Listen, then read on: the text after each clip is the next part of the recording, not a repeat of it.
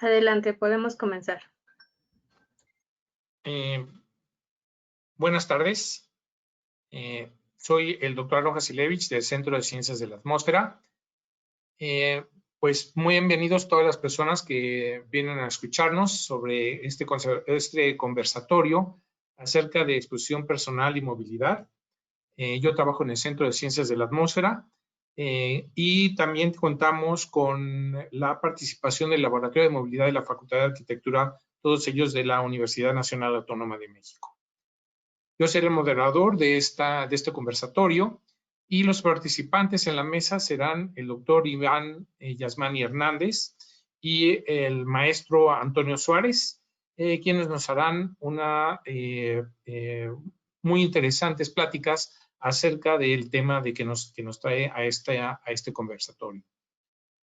Voy a darles una pequeña introducción. Esta es una traducción de un texto de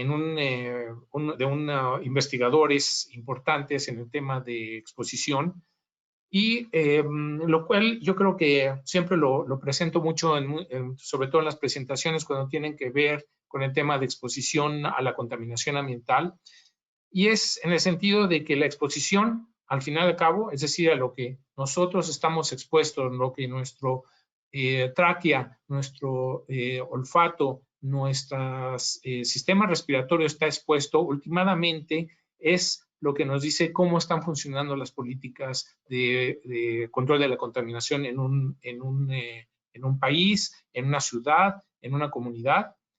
Y por lo tanto es una manera objetiva y realista de ver cuáles son los riesgos de los contaminantes atmosféricos, y también es una manera directa de ver cuáles son los resultados de implementar estrategias para controlar la contaminación ambiental. Entonces, la exposición se diferencia de los estudios de control de calidad del aire, en el sentido de que que se trata de estudiar exactamente qué es lo que estamos nosotros expuestos como seres humanos. La exposición personal, entonces, se trata de estudiar un microambiente. Como dije, los modelos de calidad del aire se dedican a ver cuestiones a escala global, a escala local, a escala urbana. Pero nosotros lo que estamos estudiando con la exposición a la contaminación son escalas locales y últimamente la escala humana. Es decir, nos interesa ver qué es lo que nos afecta cuando entra por la tráquea un contaminante y cómo este afecta a nuestros pulmones. Nos interesa ver cómo es que estos contaminantes llegan inclusive a una etapa alveolar a través de los bronquios. Es decir, estamos ya hablando de una escala fisiológica y estamos hablando de los efectos que tienen sobre un tejido objetivo. Es decir, ya no solamente estamos hablando de objetos inanimados, como puede ser, por ejemplo, cuando se estudia calidad del aire a escala global, a escala regional o a escala urbana, en donde solamente se estudian los compuestos desde un punto de vista químico y físico, sino ya estamos hablando de organismos, ya estamos hablando de organismos vivos, ya estamos hablando de células humanas. Los entornos de la escala humana son entonces muy diferentes a los que se estudian solamente en estudios de calidad del aire, en el sentido de que tenemos que hablar nosotros sobre tomar en cuenta ambientes como el interior del hogar, el interior de las oficinas, cuando estamos en tránsito a nuestro trabajo, cuando estamos en el aire libre, cuando estamos en un restaurante, cuando estamos cerca de la carretera, cuando estamos en el interior o exterior de una escuela, en el parque en aire libre. Estamos también hablando ya de cuestiones de si el sujeto que estamos nosotros estudiando está expuesto a, son niños, si es mujer, si es de sexo masculino. Tenemos que hablar del país, porque cada país tiene su tipo de contaminación a veces muy específico. Estamos hablando también de inclusive su nivel socioeconómico, porque hay personas los que tienen un nivel socioeconómico alto generalmente viven en lugares con mejor calidad del aire, tiene más acceso a medicinas, más acceso a doctores, etcétera, etcétera, mientras que una persona de nivel socioeconómico bajo no goza de todas estas facilidades. Entonces, todo esto es importante, los tipos de enfoques que se tienen que tomar cuando estamos hablando en el entorno de la escala urbana. También nos tenemos que hablar cuando estamos expuestos, si se está corriendo, no tenemos una tasa inhalatoria diferente a cuando vamos caminando, si cuando vamos caminando es rápido o cuando es lento, porque cada uno de esos tiene su diferente tasa inhalatoria. Entonces yo creo que con esto les doy una introducción de el punto de vista que tenemos nosotros cuando hablamos de exposición y movilidad. Y bueno, entonces para adentrarnos más ya al tema, les propongo que escuchemos al doctor Iván Hernández, que nos va a hacer una pequeña presentación acerca de los temas que él está tratando como investigador en el Centro de Ciencias de la Atmósfera. Adelante, Iván.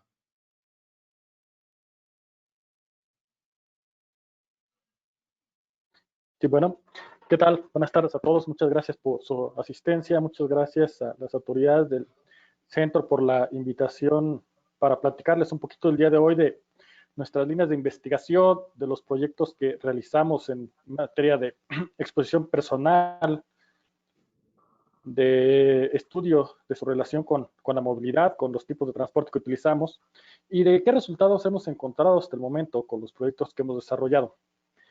Yo soy el doctor Iván Hernández, trabajo en el Centro de Ciencias de la Atmósfera, específicamente en el grupo de Fisicoquímica de la Atmósfera. Para poner un poco más en contexto de qué tipo de proyecto realizamos en el centro, en particular en nuestro grupo de investigación, es necesario primero definir qué es la exposición personal. Y este es el contacto entre un individuo, un objeto, un ente en cualquier medio ambiente con diversos tipos de agentes. Pueden ser biológicos, pueden ser químicos, pueden ser físicos. En particular los seres humanos, los seres vivos, las plantas, los animales, nosotros como personas, estamos expuestos a diversos tipos de agentes en cualquier ambiente que nos encontremos, en el entorno laboral, es decir, en los lugares donde trabajamos, en las escuelas, en nuestros hogares, cuando realizamos los transportes. Este es el área que nosotros nos encargamos de estudiar porque está documentado y es de nuestro interés conocer más acerca de los procesos que influyen sobre esta exposición cuando uno se transporta a hacer sus actividades diarias. Diversos estudios alrededor del mundo han documentado bien que el transporte diario representa en una escala de un día la mayor exposición personal a los contaminantes, principalmente aquellos que son de fuentes vehiculares. En la gráfica que está aquí mostrada, en la parte media, se presenta un resumen muy claro y bastante esquemático en el cual pueden ver las horas del día en el eje X y los perfiles de exposición a diversos contaminantes, a carbono negro específicamente y por diversas actividades realizadas a lo largo del día. Y como pueden ver estos picos, espero que se vea claramente, pues son cuando uno se transporta a diversas actividades. En este caso es un transporte en un vehículo, un transporte en bicicleta, cuando alguien va caminando. Y existen diversos niveles de exposición que están dados por, evidentemente, el tipo de transporte. Entre los factores que se han identificado que tienen mayor influencia no solamente sobre la exposición, sino también sobre la inhalación de los contaminantes, se encuentra el modo de transporte, es decir, si usamos un camión vamos a tener diferente exposición e inhalación, si usamos un auto particular, si nos trasladamos en una bicicleta, si nos trasladamos en el metro. Esto está relacionado directamente con la tecnología que se utiliza para propulsar este medio de transporte. Por ejemplo, el metro es un sistema que funciona, al menos en la Ciudad de México, de forma eléctrica, entonces no tenemos emisiones in situ, son generadas en otro lado, pero no son generadas dentro. Por el contrario, en el caso de un camión que funciona a diésel, el cual sí tenemos emisiones en la parte trasera del camión y bueno, pues por diversos procesos, como les voy a mostrar un poco más adelante, pueden influenciar la exposición de los usuarios. Evidentemente, la exposición a los arroyos vehiculares tiene un efecto importante, las rutas que seguimos, y esta es una parte con las cuales se ha jugado un poco en diversos estudios en el mundo, con tratar de ver, bueno, ok, si tú te vas por una ruta que está muy congestionada, que circulan muchos camiones de diésel, los cuales se sabe que son fuentes significativas de emisión tanto de óxido de nitrógeno eh, como de material particulado, específicamente de partículas finas y ultrafinas. ¿Qué pasa si tú tomas una ruta alterna? Si tú te vas por una ruta que no sea tan congestionada, en particular por aquellos medios, digas la bicicleta que tienes la oportunidad de elegir, poniendo en perspectiva, bueno, tal vez es un poco más larga, pero es un poco más limpia. Y esto es lo que han algunos investigadores tratado de encontrar, bueno, ¿qué es importante? Y pues se han realizado comparaciones. Esta es la figura que se muestra del lado derecho. Es una comparación entre alguna ruta rutas por avenidas congestionadas contra rutas alternas un poco más largas, pero sí se ve una disminución importante en cuanto a la exposición, particularmente a óxidos de nitrógeno derivados de la proximidad con el arroyo vehicular. Y en la parte inferior hay un resumen, una gráfica de cajas en las cuales se muestra cómo se relacionan, en qué escala están de exposición, particularmente a carbono negro, cuando se encuentran en diferentes microambientes. Y es claro, ¿no? que cuando está uno en el transporte, es cuando uno experimenta mayores exposiciones, por ejemplo, a carbono negro derivados de emisiones vehiculares. Esto es importante realizar estudios porque se ha identificado que existe una desproporción entre la emisión de contaminantes y la exposición a la que está uno expuesto cuando se encuentran estos microambientes de transporte.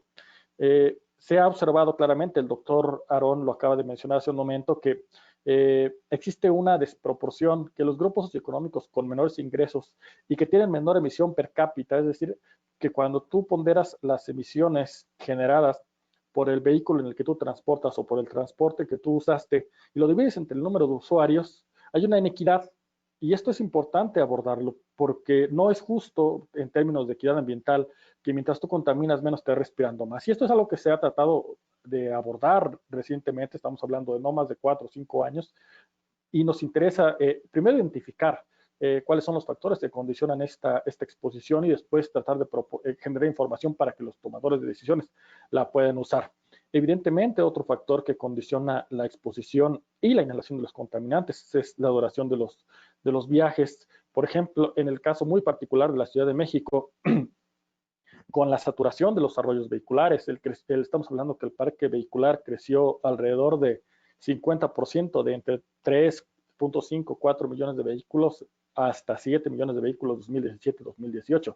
Y esto todos lo hemos notado en el congestionamiento de los arroyos vehiculares. Anteriormente el sábado más o menos el ejemplo más claro es que podíamos circular de forma un poco desahogada. Hoy en día ya el sábado también eso se considera un día más de la semana, ¿no? Y esto está claro en los diversos encuestas y diversos cuestionarios que se han realizado para ver cuáles son los tiempos de traslado, cómo han cambiado en los últimos años. Y por ejemplo, el tiempo promedio en la zona metropolitana de Valle de México ha incrementado de 53 a 57 a 56 minutos por cada viaje, ¿no? Es decir, que si yo me traslado, por ejemplo, de mi casa al hogar, me voy a hacer 56 minutos en promedio y luego de regreso 56, ¿no? Para aquellas personas que están más alejadas de sus lugares de trabajo, evidentemente esto se va a incrementar.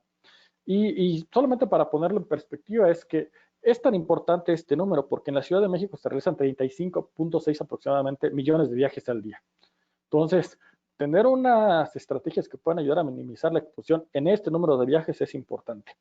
Y ya entrando más en detalle en qué hemos encontrado nosotros en los niveles de exposición, esta gráfica presenta del lado derecho unas mediciones que tenemos sobre la exposición en diversos medios de transporte que realizamos en la avenida Miguel Ángel de Quevedo, y es la comparación de qué es lo que respira uno cuando se encuentra a nivel de calle con lo que se observa en las redes de monitoreo. Cada sistema, específicamente el monitoreo personal y el monitoreo ambiental, es diseñado con un propósito diferente. Uno es para normatividad y el de nosotros es para ver cómo podemos mitigar esta exposición, estos picos de exposición que se ha documentado recientemente que tienen influencias significativas sobre efectos a la salud. Entonces, es muy claro que algunos transportes específicamente el caso de la bicicleta y de los casos, el transporte público, tienen influencia sobre niveles de contaminación, niveles de exposición a la contaminación altos.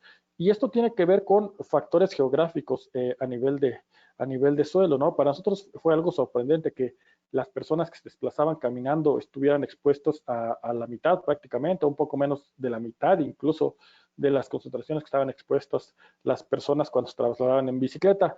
Pero eso tiene su lógica.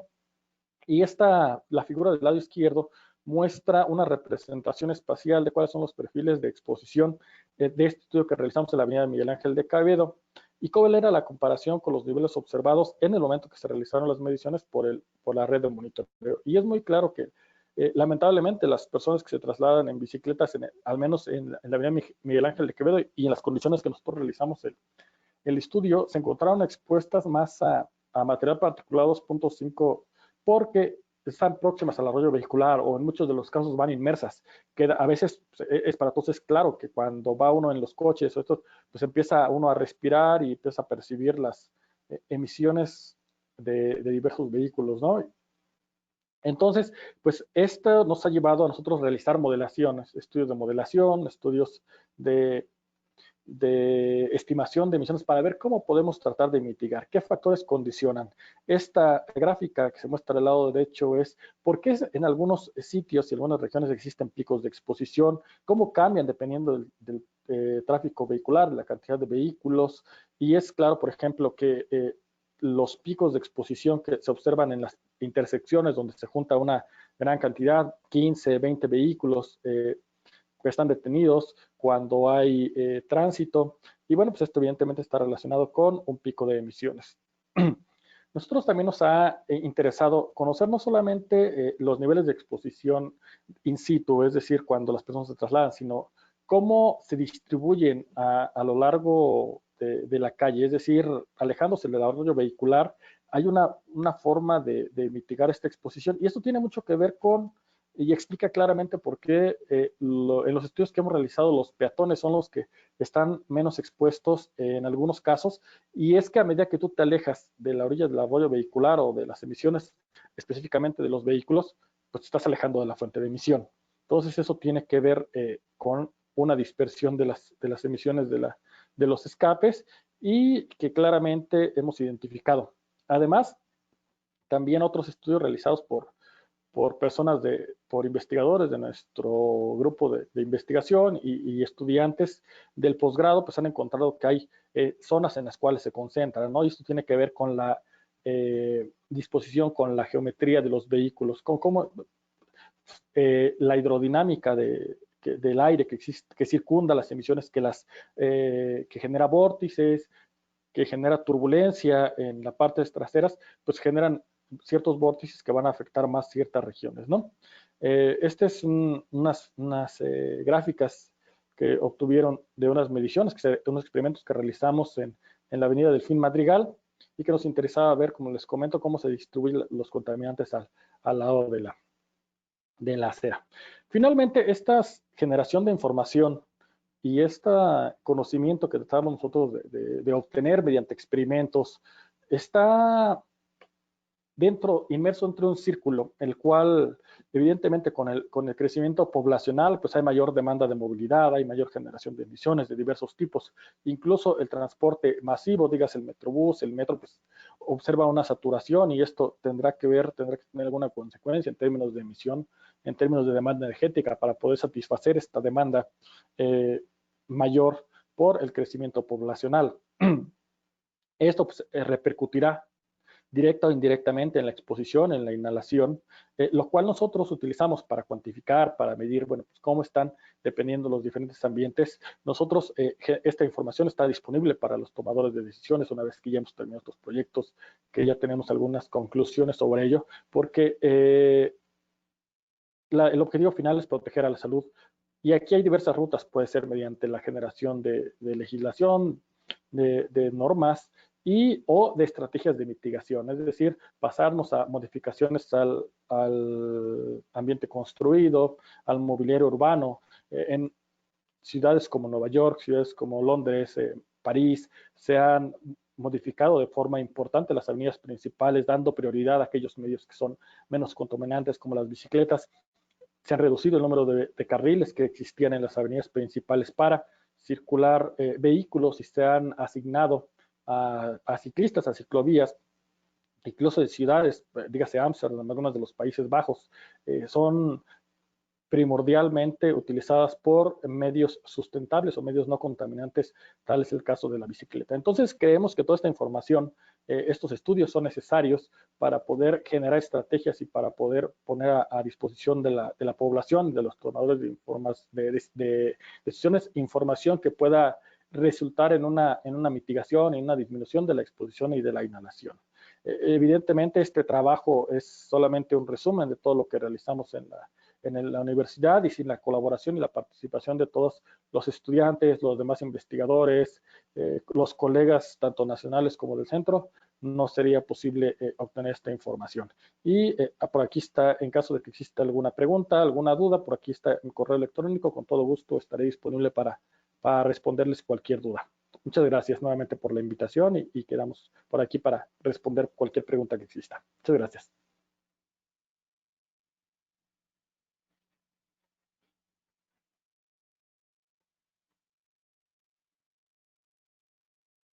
Muy bien. Muy bien. El video que estamos por ver a continuación es un video muy importante que hemos realizado en tiempos recientes y sintetiza el modelo de experimentos que estamos desarrollando. Este modelo de experimentos que estamos desarrollando tiene que ver con una metodología para medir y evaluar el entorno urbano desde la óptica del diseño. Esto para nosotros, desde el Laboratorio de Movilidad e Infraestructura Verde, es muy importante porque representa la posibilidad de cumplir con algo que hoy en la mañana se platicaba claramente por la doctora Irma Rosas y tenía que ver con el desarrollo de normas y vigilancia para medir emisiones y concentraciones. Y la generación de estos laboratorios que realmente son una necesidad. En este caso, este video que estamos viendo aquí tiene que ver con una infraestructura que se hizo principalmente para ciclistas en la Ciudad de México a lo largo de Avenida Revolución. Y es que ha sido una infraestructura muy controvertida, particularmente por el diseño que ha tenido y por la gran cantidad de inversión que tuvo. Pero no se había hecho hasta el momento ninguna medición que realmente pudiera ver no solamente aspectos que tuvieran que ver con la calidad del aire en este caso, sino con el nivel de confort y con realmente la utilidad de las ciclovías que se estaban haciendo. ¿Por qué es importante esto para nosotros? Porque la inversión pública debería estar ubicada en los mejores lugares y debería tener y contar con los mejores diseños. Al nosotros hacer este tipo de mediciones y evaluaciones en conjunto con el Centro de Ciencias de la Atmósfera, en conjunto con los gobiernos locales y en conjunto también con las empresas que ahora están dedicadas a la prestación de servicios de movilidad bajo demanda, como es el caso específico de esto que ha sido llamado como micromovilidad, que incluye bicicletas públicas, patines y otra serie de aditamentos que ahora pues se demandan mucho en la red en las ciudades, implica generar un consenso en torno tanto a la inversión pública como a la inversión privada, y en este caso es como la universidad, a través de los diferentes laboratorios, puede contribuir a este tipo de proyectos. En resumen, es un desarrollo de una metodología para medir y evaluar el entorno urbano desde la óptica del diseño. ¿Por qué desde la óptica del diseño? Bueno, porque somos un conjunto de diseñadores, en este caso de la Facultad de Arquitectura, en el Laboratorio de Movilidad.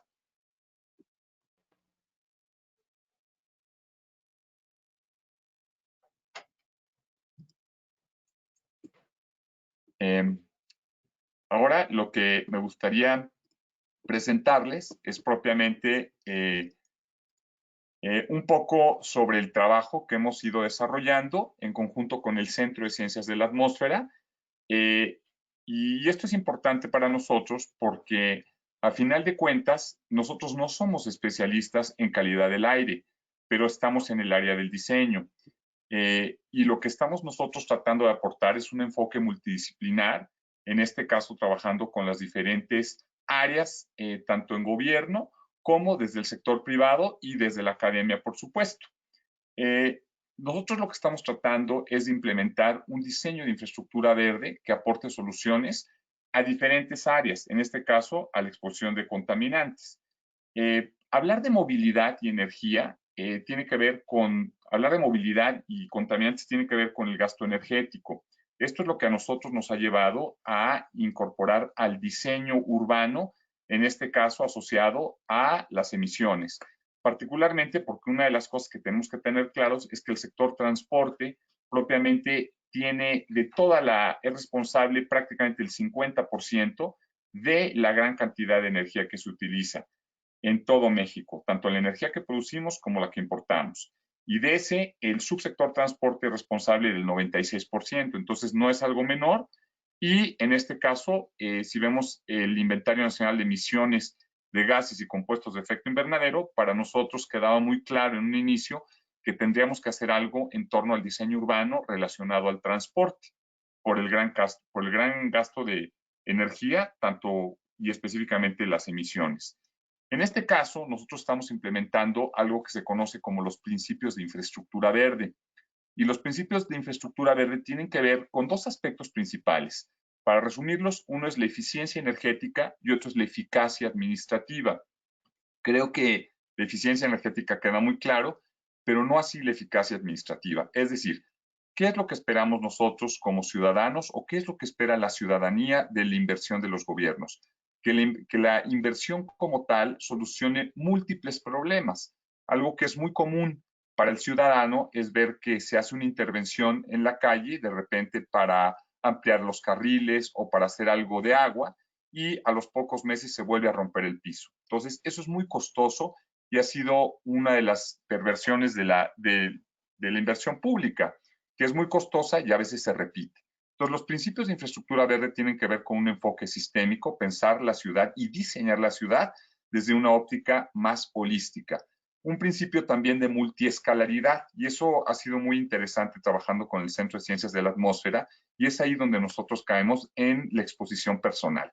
Es decir, que se hagan cosas en las diferentes escalas y que se planee de forma multiescalar, que se planee multifuncionalmente, es decir, este principio de multifuncionalidad, que cuando se vaya a hacer una inversión, se haga una inversión y un diseño y una adecuación y una infraestructura que resuelva múltiples problemas con un solo diseño. En este caso, nosotros enfocamos básicamente a 4 ejes temáticos: movilidad, agua, biodiversidad y espacio público, porque principalmente trabajamos sobre las secciones de calles, un principio de resiliencia urbana y también un principio de colaboración y diseño.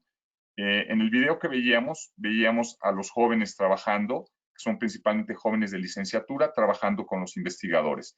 Entonces, eso también es muy importante porque eso disminuye la brecha entre la investigación y la docencia, con el futuro de generar nuevos investigadores. Nosotros estamos muy enfocados en el diseño de experimentos y campañas. Y este cruce que estamos viendo aquí, lo vamos a ver a detalle más adelante, pero es algo muy importante porque para nosotros refleja un poco el caos, pero también la posibilidad que tenemos de implementar infraestructura verde. Nosotros hemos estado principalmente en torno a la estrategia de movilidad al interior de la ciudad universitaria, estudiando cómo nos movemos en una ciudad, porque es nuestro playground, nuestra área de juego, pero también es nuestra área para hacer investigación. Y particularmente trabajamos en 4 áreas, uno sobre un diagnóstico sobre la movilidad en la ciudad universitaria, los modelos de tránsito y transporte, la simulación de propuestas para el mejoramiento de la movilidad y, en este caso, la cuantificación y consumo energético y exposición a contaminantes en los diferentes modos de transporte. Particularmente, hemos trabajado en un inicio, iniciamos con un apoyo del Centro de Ciencias de la Atmósfera para trabajar en el circuito principal, en el circuito histórico de la ciudad universitaria. Para los que sean de la ciudad universitaria, podrán ver ahí del lado izquierdo el estadio y del lado derecho el campus histórico, haciendo análisis no solamente sobre gasto energético, pero sí con un enfoque muy particular en 4 áreas: transporte público, tránsito y movilidad, estacionamientos, porque es un asunto espacial, y contaminantes. En este caso, pueden ver la ciudad universitaria dividida en diferentes áreas para un diagnóstico como tal. Y cuando nosotros hablamos propiamente de movilidad, hablamos de un mundo de diferentes modos de movilidad, diferentes modos de transporte, y de diferentes hábitos. Hay que recordar que para el caso específico de la zona metropolitana del Valle de México, 30% de los viajes son peatonales. Y es ahí donde a nosotros nos empezó a interesar enfocarnos en cómo deberían de ser esas modificaciones hacia el espacio y dónde para que fueran más eficientes. Particularmente iniciamos con un experimento de sensores para ver qué es lo que sucedía en algunas áreas del campus y qué es lo que sucedía particularmente en algunos de los estacionamientos. Por ejemplo, esta gran mancha que vemos aquí en rojo pegada en la parte inferior derecha del estadio tiene que ver con un estacionamiento en el cual se estacionan los autobuses que van a las zonas periféricas de la ciudad, Xochimilco, Milpa o inclusive Cuernavaca, que son en su mayoría automóviles diésel. Y finalmente nos enfocamos luego en algunos otros experimentos que tenían que ver con cuáles eran las zonas a lo largo de este circuito que podrían requerir mayores adecuaciones. Esto con el objetivo principal de detectar espacios físicos en los cuales la inversión pública fuese más eficiente. Y entonces empezamos con esta serie de experimentos comparando cuáles eran las zonas de exposición para los caminantes, comparando cuáles eran las zonas de exposición para las bicicletas y cuáles eran las zonas de exposición para aquellos que estaban utilizando el transporte público. Este dato para nosotros es muy importante porque esto nos lleva a alocar, ubicar la inversión pública en el lugar en el cual es más necesario. Y eso pues no siempre sucede en las ciudades. Entonces, para nosotros es muy importante este tipo de experimentos en función de que realmente nos dicen en dónde va a ser más eficiente la inversión pública. Eso es poco común. De ahí han seguido otra serie de experimentos que nosotros consideramos muy importantes y tiene que ver con un modelo de experimento que iniciamos en el cruce del Eje 10 Sur con una calle muy conocida para los que estamos en Ciudad Universitaria que se llama Cerro del Agua. Este es un trabajo de campo muy importante que se hizo coordinado por el PUEC, por el Programa Universitario de Estudios de la Ciudad, y de manera muy multidisciplinar se incorporó a diferentes actores. En este caso, ahí vemos a nuestra amiga Patti Segura del Instituto Nacional de Enfermedades Respiratorias. Y iniciamos nosotros con una serie de evaluaciones urbanas, en las cuales podríamos ver tanto las rutas recorridas como las condiciones para los ciclistas, las condiciones para los caminantes, las condiciones inclusive para los automovilistas y las comodidades de las rutas. Esto para nosotros es importante porque es una metodología, como decía cuando veíamos el video, para medir y evaluar el entorno urbano desde la óptica, en este caso, de la calidad del aire. Y bueno, pues tuvimos algunos datos muy interesantes. Para los que conozcan Ciudad Universitaria, pues contamos con una de las calles peatonales más importantes, que es el camino del metro, propiamente hacia la entrada de la Facultad de Medicina. Y empezamos a encontrar este tipo de picos en los cuales nosotros pues pensábamos que iban a estar más en la calle donde hay automóviles, pero no, resultaban que estaban en las calles donde hay más cocinas. Y eso nos empezó a dar también algunas áreas de investigación que nosotros podíamos empezar a planear para no solamente remodelar las secciones de las calles que tienen gran uso vial por parte de los vehículos motorizados, sino también por parte de las calles que tienen un gran uso peatonal. Y en ese sentido empezamos nosotros a diseñar algunas cuestiones que tienen que ver con estos prototipos de infraestructura verde, que tienen como objetivo mejorar el espacio público, mejorar algunas cuestiones de infiltración del agua, mejorar algunas cuestiones obviamente de movilidad. Por ejemplo, este diseño que vemos del lado izquierdo tiene que ver con el fortalecimiento del transporte público, ¿no? Que a veces es muy complicado y que tiene, en este caso, sobre todo ahora que vivimos la circunstancia del COVID, una preferencia de uso muy baja. Y también empezamos con la cuestión de las plantas para desarrollar estos experimentos en calle, lo cual no ha sido tan sencillo como lo pensábamos en un principio. Iniciamos con una serie de módulos demostrativos con el diseño de los mismos para generar por lo menos esta parte de conciencia y de socialización que se requiere en el entorno exterior cuando se requieren modificar espacios. Iniciamos con este tipo ya de diseños más avanzados y luego con la construcción de los mismos. Estas son una serie de módulos que planteamos para algunas zonas de la ciudad, en este caso para la ciudad universitaria, que se están poniendo en los estacionamientos para generar estas pequeñas islas con estos 4 componentes: agua, movilidad, espacio público y biodiversidad. El objetivo básicamente es disminuir y desalentar el uso del automóvil a través, en este caso, de la reconversión de espacios de estacionamiento. Ha sido todo un proceso, lo hemos iniciado en este caso con un fondo del CONACYT, y aquí podemos ver del lado derecho también algunas de las barreras que generalmente utilizamos en nuestros experimentos en campo.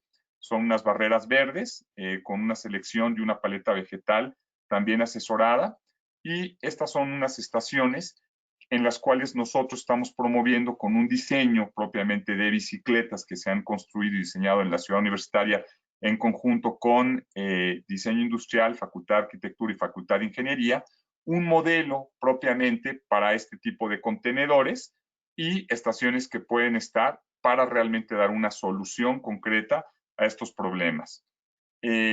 Son diseños que ya estamos aplicando. Desgraciadamente estamos a punto de inaugurarlos cuando nos llegó la pandemia, pero tienen que ver también con un asunto de diseño industrial, es decir, fabricar cosas para el entorno de las calles que puedan servir para nuestras condiciones físicas, ¿no? Para nuestros percentiles de tallas, ¿no? Tenemos unas diferencias importantes. Esta es una de las bicicletas que estamos diseñando para estas estaciones y que, bueno, ya está propiamente en servicio, y tiene que ver concretamente con también la implementación de este tipo de campañas que hacemos. Este es el póster del seminario que hicimos el año pasado, a finales de noviembre, que es un seminario sobre movilidad compartida, donde estamos nosotros midiendo la exposición y viendo realmente cuáles son las diferentes exposiciones dados los diferentes vehículos que tenemos.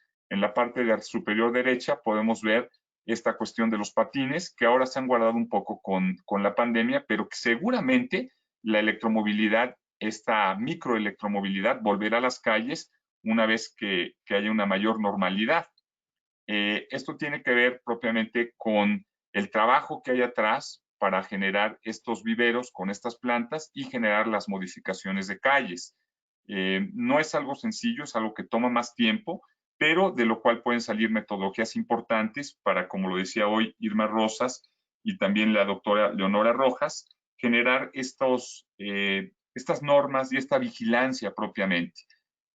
Finalmente, para concluir, quiero sacar este ejemplo que fue del proyecto de Cerro del Agua que se hizo en 2018, finales, inicios 2019, junto con Eje 10, porque muchas veces pensamos que aquello que se hace en la academia tiene una repercusión a muy largo plazo y no lo vemos como es. Si ustedes pueden ver aquí, pueden ver las rayas logarítmicas, pues todas muy chuecas, y podemos ver que hay una gran cantidad de tráfico porque también hay una gran cantidad de espacio dedicado al automóvil.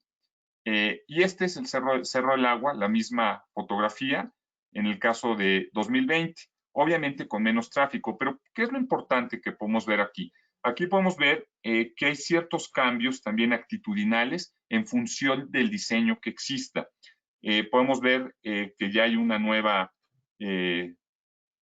digamos, disposición propiamente de las rayas logarítmicas, pero no es solamente pintura, también hay algunos aspectos en los cuales podemos observar una pequeña isla, ¿no? Aquí no sé si vean mi mouse, pero estamos viendo una pequeña isla que hace que el cruce sea más recto, sea más directo, y también haya menor exposición de los peatones al tráfico vehicular y a la accidentalidad, que es un tema importante. También podemos ver una ampliación de una acera propiamente para que los automóviles no den la vuelta continua, que originalmente la tenían aquí, y todo esto tiene que ver básicamente con modelos de infraestructura verde. Entonces aquí podemos ver la parte comparativa de lo que es el diseño, ¿no? De un año y medio al otro, y obviamente la fotografía de la derecha es tomada recientemente, obviamente en la pandemia, pero sí podemos ver cómo el diseño urbano puede ayudar concretamente a también generar un cambio de actitudes. Podemos ver cómo en el caso concreto, no solamente de las rayas logarítmicas, sino de las líneas para voltear a la izquierda y voltear a la derecha, por lo menos se da un espacio. Y nosotros creemos que este tipo de cambios genera un cambio también de hábitos, ¿no? Obviamente en la ciudad hay muchísimas esquinas que mejorar, pero sobre todo hacer que la infraestructura que es pública tenga una mayor eficiencia y solucione varios problemas a la vez. Básicamente, son los proyectos en los que estamos trabajando. Acabamos de publicar una guía de infraestructura verde para las ciudades mexicanas, una plataforma digital sobre infraestructura verde, y estamos haciendo algunas otras cuestiones que tienen que ver con la parte académica.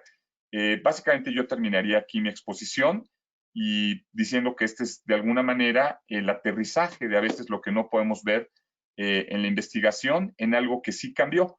En este caso, bueno, se hizo un gran experimento y se logró que a través de este gran experimento se mejorara también una de las principales entradas a la ciudad universitaria. Muchas gracias.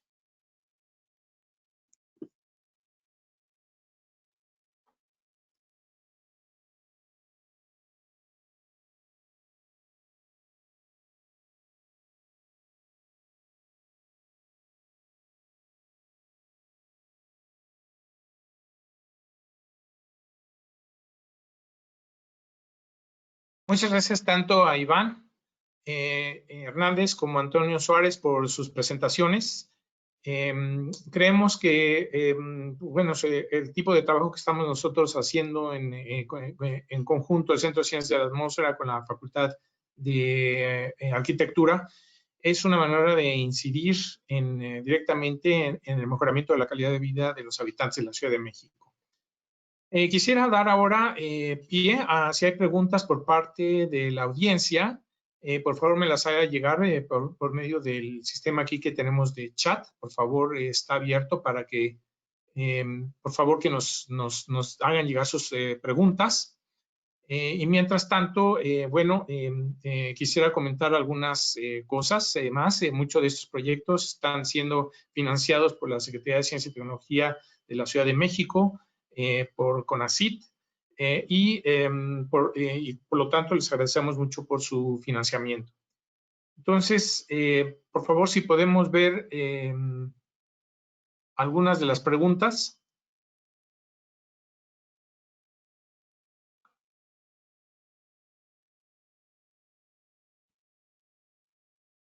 Aquí tengo, ¿qué tan complicado es reproducir un estudio similar de movilidad en otras ciudades como Tuxtla Gutiérrez, Chiapas? El apellido es Morales, imagino quién es. Y muchas gracias porque estás atendiendo este evento. Saludos a Tuxtla Gutiérrez. Mira, considero que muchas de las intervenciones que se están haciendo no requieren de más que de una inversión millonaria, un cambio de actitudes, un cambio de una cuestión de educación cívica. Pero yo me gustaría que nos contestara Antonio Suárez algunos de estos puntos. Por favor, Antonio.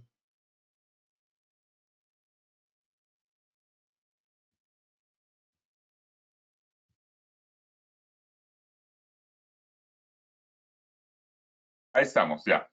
Sí, en efecto.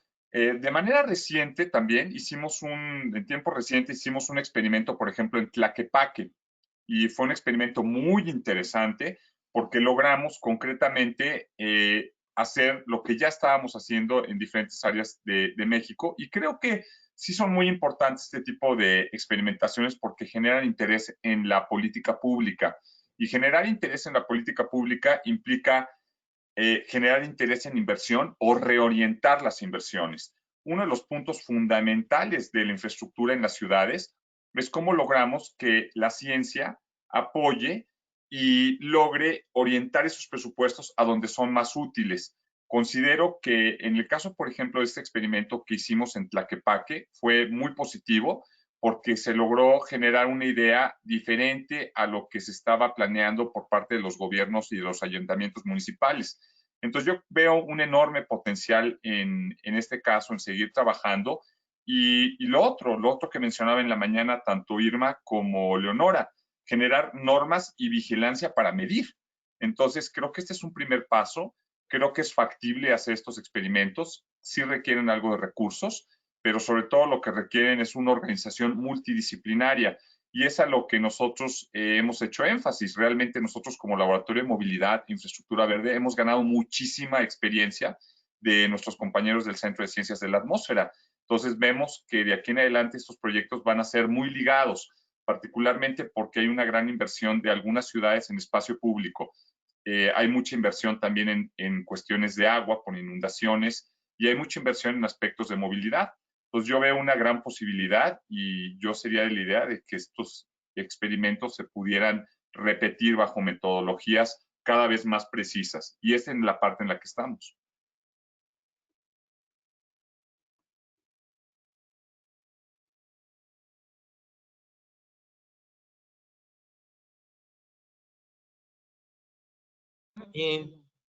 Quisiera que Iván interviniera y nos dijera qué tantos recursos necesita para llevar a cabo ese tipo de experimentos, los experimentos de exposición, no los de intervención urbana, ¿no? Sí, claro. ¿Me escuchan? Sí, bueno, ok, sí. En términos de campañas, bueno, la verdad es que comparados con algunos otros experimentos, el costo es menor, no es tan menor. No sé si se refiere a términos monetarios específicamente.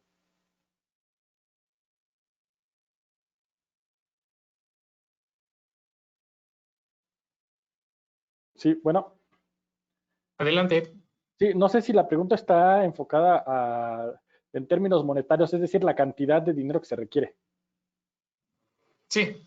Y yo creo que estamos hablando, dependiendo del número de campañas, estas mediciones se requieren de seguimiento, es porque los contaminantes y las dinámicas poblacionales tienen estacionalidad, tienen periodicidad, varían, pero en los estudios que hemos realizado hemos observado que con unas aproximadamente 3 o 4 campañas a lo largo de un año se puede obtener información bastante representativa y yo creo que estamos hablando de 400,000, 500,000 pesos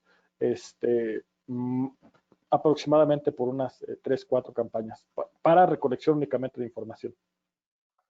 Sí, bueno, pero esto se está modificando rápidamente en el tiempo con la introducción de sensores de bajo costo, por ejemplo, lo cual puede entonces, contestando a la pregunta de Tuxtla Gutiérrez, en el sentido de que esto está siendo cada vez más asequible para lugares en donde quizás no se cuente con tantos recursos.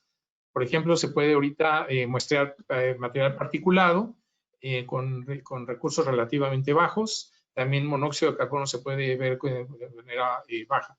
Lo que más se necesita, yo creo, es tener especialistas lo suficientemente capaces para poder manejar estos datos. ¿Okay? Bueno, la otra pregunta es con respecto a qué tipo de plantas ayudan a disminuir la contaminación por autos. Y esto es algo que Antonio fue una de las cosas que gracias a Irma Rosas en el Centro de Ciencia de la Atmósfera tuvo que tomar en cuenta, porque las plantas no solamente pueden disminuir la concentración de contaminantes, pero también pueden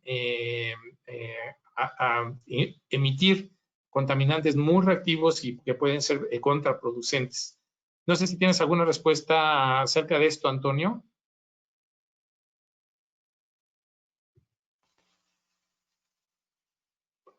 ¿Puedes responder, Antonio? Estamos ahí. Sí, me escuchan. Esto Sí. ha sido muy interesante y realmente ha sido lo que más se pregunta. Y creo que hay investigación, pero todavía falta. En este caso, uno de los aspectos que a través de la asesoría de Irma tuvimos y hemos tenido, ella fue muy clara. Nos dijo, tengan mucho cuidado con los CBOTs, los compuestos volátiles orgánicos, que pueden también estar muy presentes en las paletas vegetales. Entonces, esto es súper importante porque los gobiernos hacen paletas vegetales sobre los tipos de plantas, a veces construyen viveros exclusivamente para llevar las plantas a las calles de la ciudad y, por ejemplo, hay una planta que no se tiene que meter y que se mete mucho en la vegetación urbana porque resiste y es esta famosa que se conoce como Baccharis. Entonces, empezamos por las que no, ¿no? Ese es lo primero. Y luego, una de las sugerencias es que tratáramos de buscar por lo menos plantas que tuvieran este fenómeno de adsorción, en los cuales por este fenómeno físico las partículas se logran adherir a ciertas plantas. Y las que más utilizamos nosotros son algunas conocidas como megarosetas, que tienen esta particularidad de guardar mucha agua. Son plantas que en época de secas guardan el agua y en época de lluvia resisten mucho el agua. Entonces son plantas que requieren bajo mantenimiento. Esa es otra de las variables, pero va a depender mucho de cada una de las ciudades. Eso sí, no es algo que se pueda generalizar. Va a depender de las condiciones de la ciudad, concretamente del clima, de la vegetación y también de lo que existe en los viveros. Entonces es una investigación que tiene que ir paralela a estos estudios. Respondiendo a la pregunta anterior, y esta es algo que sí se tiene que investigar dependiendo de cada una de las ciudades. En este caso, nosotros utilizamos muchísimo la vegetación local, que concretamente para esta zona de la ciudad tenía que ver con la vegetación de pedregal, pero dependerá de las condiciones de cada una de las ciudades y también de las plantas que se generen en los viveros. Muy bien. Bueno, una de las preguntas es acerca de si las ciclovías se pueden poner en conjunto con barreras ecológicas para disminuir la exposición. Y precisamente antes del COVID estábamos a punto de terminar un instrumento que ya lo íbamos a sacar a campo precisamente para probar las barreras ecológicas que está construyendo Antonio Suárez, para ver qué tan su eficiencia. Así es que esperemos que cuando regresemos al trabajo cotidiano a la ciudad universitaria, una de las cosas que vamos a hacer es precisamente la sugerencia que tiene esta persona que nos hace la pregunta, de medir cuál es la eficiencia de poner barreras ecológicas como las que mostró Antonio a base de plantas, y vamos a hacer otras para ver cuál es su eficiencia para evitar o mitigar la exposición a la contaminación. Dice aquí cuál es la zona, la calidad del aire en las zonas de Xochimilco y Milpa Alta. Bueno, yo te respondería que está la aplicación de la Ciudad de México CDMX, en donde puedes ver hora con hora calidad del aire en la Ciudad de México, donde se puede ver hora con hora cuál es la calidad del aire en diferentes zonas de la ciudad. Y con eso te puede uno, yo lo uso, aquí está, lo puedes buscar calidad del aire Ciudad de México, y yo lo uso, no se alcanza a ver muy bien, pero yo lo uso para ir a correr. Yo antes de ir a correr, veo cuál es la calidad del aire cerca de las estaciones que están cerca de mi casa, y lo uso para correr, ¿no? Para decidir si voy a ir a correr o no.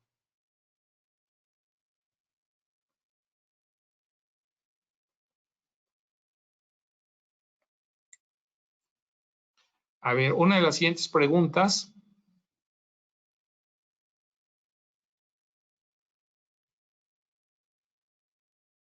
Sí, bueno, también se están haciendo preguntas sobre si se hace exposición en diferentes partes de la Ciudad de México, es lo que entiendo que es esta pregunta, y esa es precisamente una de las áreas de investigación de Iván, en donde les va a platicar qué es lo que ha pasado cuando se ha metido a medir la exposición en diferentes tipos de transporte masivo en la Ciudad de México. No sé si, Iván, puedas platicar algo de esto, de tus experiencias con tus estudiantes respecto a esto.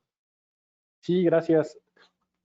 Interesante la pregunta, sí, es como les comenté hace un momento en la presentación, la exposición varía dependiendo del tipo de transporte, y los dos medios principales de transporte utilizados masivos son el transporte público, dígase camiones, el metro y más recientemente pues el metrobús. Entonces, pues nos ha interesado, hemos realizado mediciones tanto en el metro, en el metrobús, en algunas ciclopistas, en algunas ciclovías y en los coches, tanto en las principales líneas del metro como del metrobús, y hemos encontrado información muy interesante, sobre todo en términos de impactos por la tecnología vehicular. Afortunadamente las acciones que han emprendido las administraciones más recientes han tenido un impacto positivo sobre la la exposición. No quiere decir que se haya nulificado completamente, pero sí se han visto beneficios claros en términos de exposición, particularmente a material particulado. Estábamos actualmente, antes de que comenzara la contingencia, realizando una comparación entre geometrías o diseños de ciclopistas para ver qué tanta influencia tienen factores como el ancho de las barreras verdes, la separación del arroyo vehicular a las aceras. Pero bueno, lamentablemente nos quedamos a la mitad de la campaña exactamente, entonces esperemos que cuando termine pronto esta pandemia, como todo el mundo lo espera, para que podamos continuar con estas mediciones y tener información un poco más detallada en estos términos.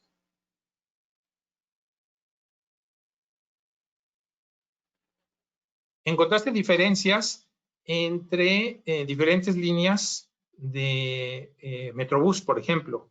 Sí, claro. Y esto en gran parte estuvo influenciado por el tipo de tecnología vehicular que se usaba en las diferentes líneas de Metrobús. No sé si puedes comentar algo al respecto. Sí, por ejemplo, cuando comenzamos estas mediciones allá por el año 2017, todavía existían algunos metrobuses con tecnología Euro 3 circulando en la línea 1, la que circula por Insurgentes. Entonces, nos tocó el reemplazo, para bien o para mal, nos tocó el reemplazo de las tecnologías de Euro 3 a Euro 5, que ya ahorita todos los Metrobuses son Euro 5, y la instalación de la línea 6 del Metrobús, la que es Euro 6. Los autobuses, estos preciosos que son double decker, doble piso, que circulan sobre Reforma, y para nosotros fue muy claro cómo de tener picos de hasta 600, 700 microgramos de exposición de material particulado, llegamos a valores promedio de 20, 25, promedio por viaje, microgramos de metro cúbico en la línea 6. Y pues, en la línea 1 del Metrobús oscila más o menos entre 80 y 90 microgramos, ¿no? Que es consistente con lo que se observa en gran parte de las ciudades, tanto de los Estados Unidos como de Europa en términos de exposición. Entonces, quiere decir que la tecnología que utilizamos en México es más o menos, funciona de forma similar, es decir, ni menos mal ni más mal que en otras ciudades, pero cuando se implementan medidas o políticas públicas para mitigar las emisiones, sí se ve el impacto significativo sobre la disminución, particularmente el caso de la línea 6.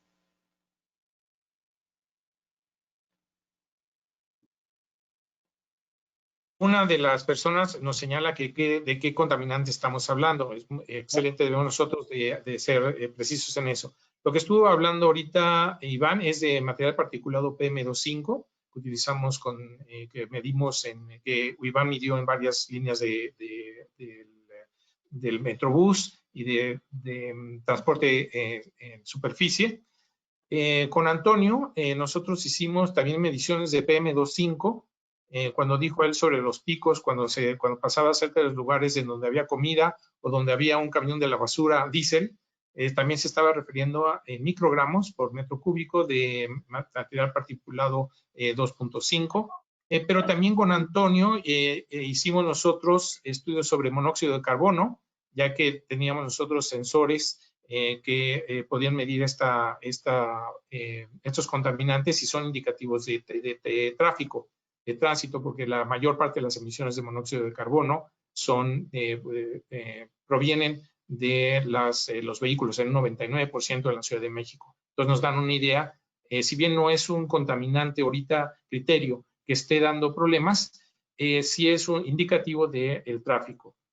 Entonces, los contaminantes que medimos para concretar esta pregunta son PM2.5 y monóxido de carbono. ¿Okay?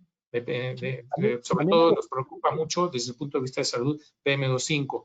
No medimos ozono, que es un contaminante secundario, porque nos interesa ver lo que se genera en la exposición al lado de nosotros, al lado de lo que va caminando. Sí, yo quiero complementar la información diciendo que no solamente hemos realizado, me estaba refiriendo específicamente a material particulado porque es lo que se ha observado que tiene mayores efectos, pero no es lo único sobre lo que hemos trabajado. Hemos trabajado también con la determinación de aerosoles, del aerosol total en estos microambientes de transporte, es decir, la parte gaseosa y la fase particulada, tanto de compuestos orgánicos volátiles como de algunos compuestos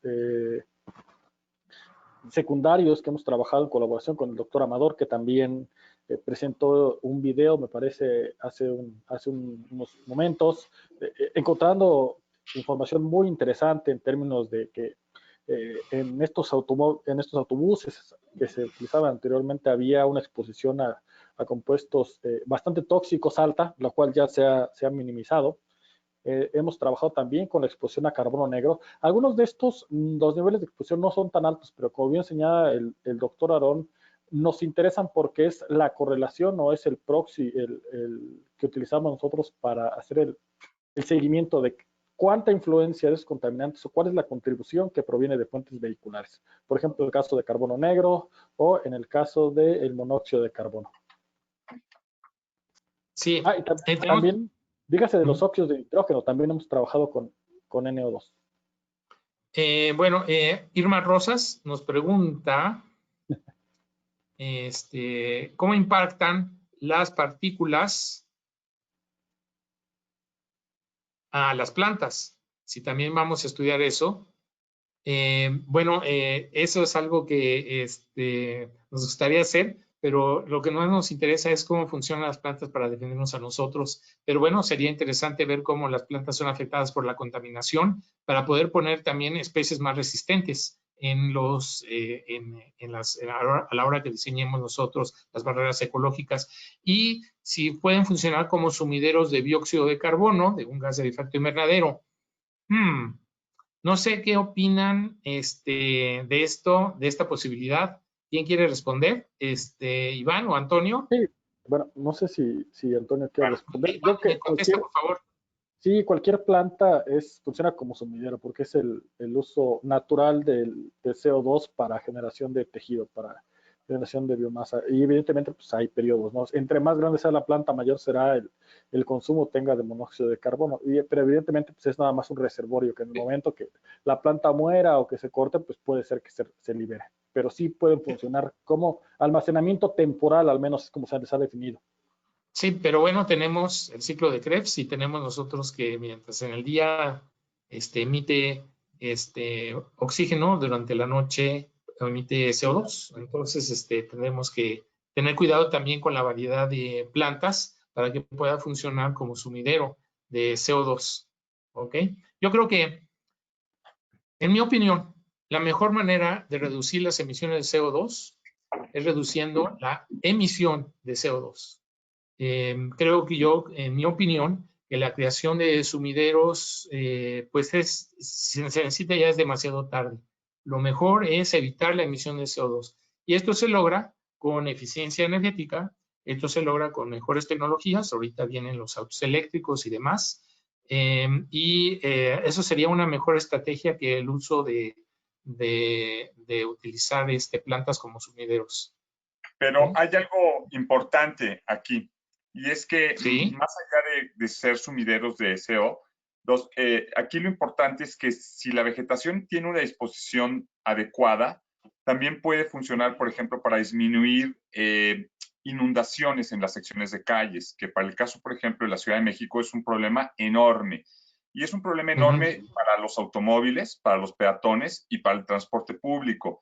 Entonces, si nosotros podemos empezar a hacer estas modificaciones en las secciones de calle, nosotros trabajamos mucho sobre ese tipo de áreas de infiltración, de biorretención, pues no solamente ayudamos a la recarga del manto acuífero, que es algo complejo, no es tan sencillo, pero sí ayudamos por lo menos a disminuir la velocidad del agua sobre el arroyo de calle, y a que al disminuir nosotros esa velocidad del agua, se deje de saturar el sistema de drenaje.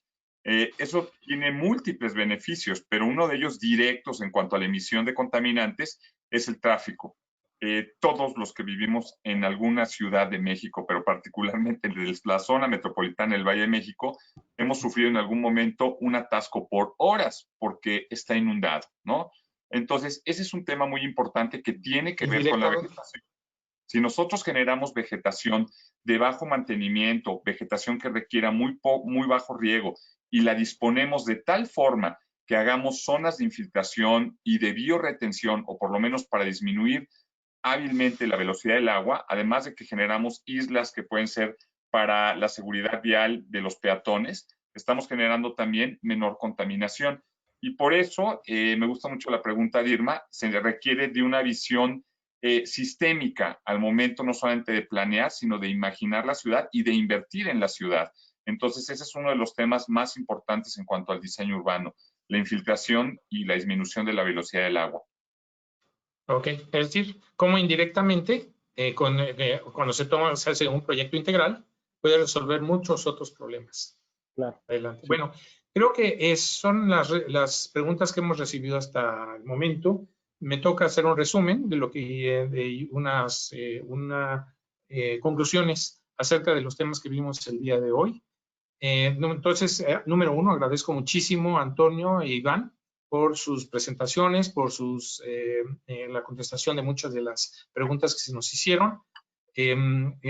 Además, pues está en puerta muchísimo de muchísimos trabajos que han quedado suspendidos por esto de la pandemia, pero que indudablemente realizaremos prontamente, los reiniciaremos. Y quisiera muchísimo que muchas de las personas que nos están viendo sean estudiantes y que la plática que estamos teniendo en esta ocasión pues haga que se aproxime a nosotros, tanto a la Facultad de Arquitectura, al Laboratorio de Movilidad, como al Centro de Ciencias de la Atmósfera, junto con Iván, junto conmigo, para integrarse, hacer una maestría, hacer un doctorado con nosotros, para investigar estos y otros muchos temas muy interesantes que son muy importantes para la calidad de vida. Doctorados también, investigadores. Doctorado, maestría, estudios de posgrado, tanto en la maestría también en Ciencias de la Tierra, como en la Facultad de Química, o hacer cualquier otro tipo de posgrado con nosotros, con los que tenemos en contacto. Bueno, en forma de conclusión, los temas, el hecho de que nos estemos juntando la Facultad de Arquitectura y nosotros, es básicamente para proveer información en forma objetiva, en base a mediciones para los tomadores de decisión. Estamos muy interesados en encontrar cuáles son las amenazas y al mismo tiempo cuáles son las oportunidades. Como vimos en uno de los mapas que nos presentó Antonio Suárez, con nuestra metodología, con la metodología que nosotros pudimos instaurar, pudimos encontrar cuáles son las zonas de mayor contaminación en Ciudad Universitaria, en otros lugares, y entonces poder orientar a hacer cuáles son los lugares en donde se requiere una intervención, cuándo y cuándo, no solamente en dónde, sino también cuándo son las maneras de hacer una intervención eficiente. Queremos incidir nosotros en eficientar los recursos para poder hacer frente a la contaminación desde un punto de vista multidisciplinario, de tal manera que cuando se ataque un problema se puedan resolver otros. Ataques multidisciplinarios desde el punto de vista no solamente de la contaminación atmosférica, sino también desde el punto de vista de la cuestión del agua, de espacio público, como mostró muy bien tanto Antonio como Iván.